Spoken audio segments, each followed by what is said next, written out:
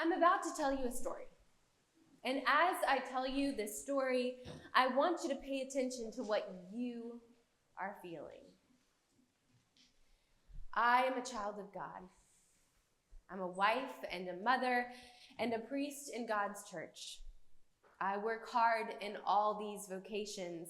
And at the end of the day, most days I lay my head down believing that I have done a good job and I've been faithful.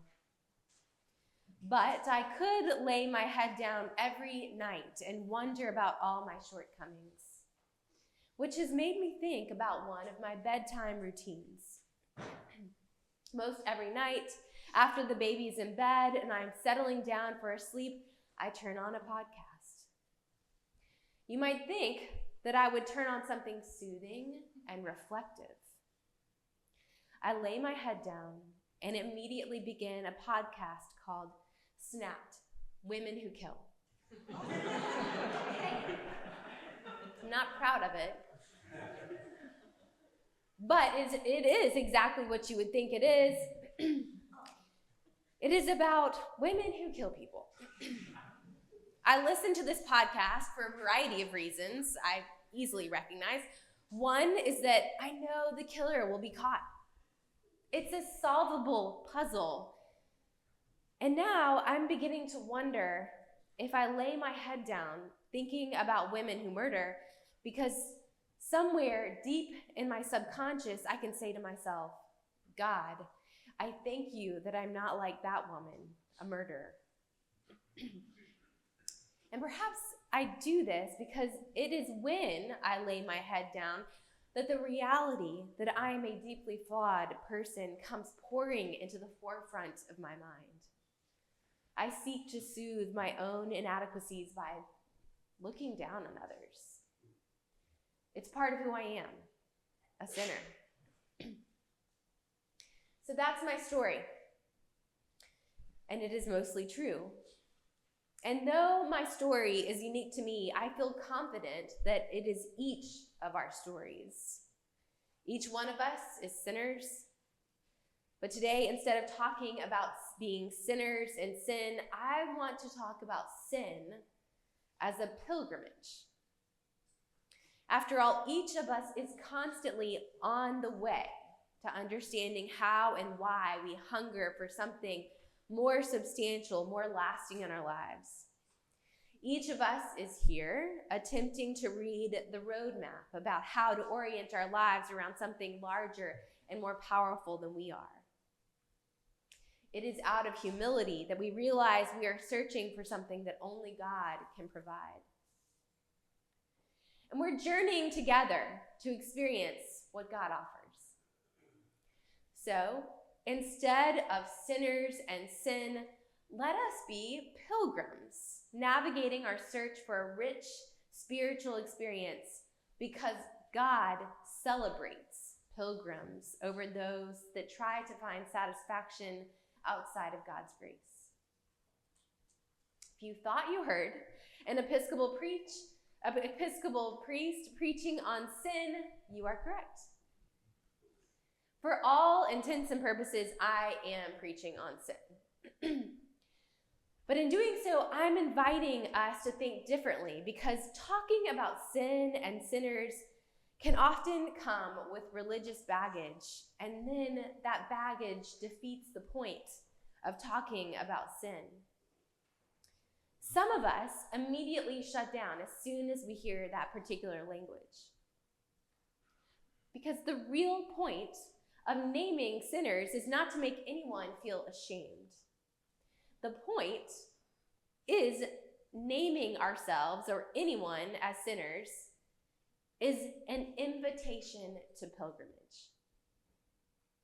I hear a story about the language of sin and sinners so often. Sin or sinfulness has been used as a threat. This could be your experience. It could be used as a judgment to condemn. And no one here in this building is here to threaten you into being a humble person.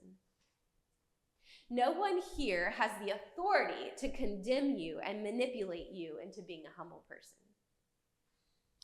Instead, I want us to rethink the shameful, threatening language around sin as a language that is actually an invitation to think about the ways that God is asking us to take stock of our lives. Are you content with the person that you are now? Do you want to grow as a person? Do you want to continue to live more faithfully every day? If you have ever asked or are asking yourselves any of those questions, you are a sinner. And thank God for that. If you are asking yourself those questions, then you are actually a pilgrim on the way to live a life more closely aligned with God. And humility is the roadmap for our adventures as pilgrims. Think about it this way. We all know someone who is way too confident in where they're going. If that person is sitting next to you, blink twice. It's okay. We're joking. It's okay. They often tell us, you've heard it, that they don't need a roadmap. They've got this. They know where they're going. They are overconfident pilgrims, and sometimes they end up very lost. Jesus names this at the very beginning and the end of the parable. Those who trust only in themselves and exalt themselves over others are not right with God. That is really interesting. Because we have this Pharisee, theoretically, going to the temple to pray. And theoretically, it is safe to assume that in his prayer, he desires to grow in deeper relationship with God. Jesus tells us the content of the Pharisee's prayer. He exalts himself and his works as nearly perfect. It is as if, as the traveling pilgrim, he can foresee every step in the journey. Not only that, but the Pharisee identifies himself as being in right relationship with God, being fully aligned with God, and that being as simple as following a roadmap. But all of us here know, as travelers, that there are always unforeseen challenges on the way to getting somewhere. It might be road work or traffic accidents, detours, bathroom breaks. We know it takes patience and humility to get anywhere worth going. If we look at this Pharisee in all his arrogance, we can really see that he has very little to boast about, because he misses the opportunity to journey more in step with God. And only then is it that much more obvious how the tax collector invites God to be with him. The tax collector names himself the sinner, the pilgrim. He names himself as a wanderer, tentatively wondering, not overconfident, and he recognizes his need for God's grace. In his humility, he names his need for God. In his recognition of need, he is justified by God. Only God justifies or makes us righteous. And what is that about? God making us righteous, God justifying? Simply put, it is God making us right. And righteous is just a fancy word for being right or aligned with God's desires for us. We are invited to be part of the work as people in need of alignment, always. It doesn't seem natural to embrace our inner pilgrim, our inner tax collector. It's much easier to lean into our Pharisee. After all, we're good people. We're sitting here in church on a rainy fall day. It would have been so much easier to be at home, all cozied up. But the Pharisee doesn't see the need to continue on the pilgrimage. He's arrived. He's got it figured out. He knows the way. The tax collector recognizes that his story is still evolving and ongoing and becoming that much more entwined with grace and God's love.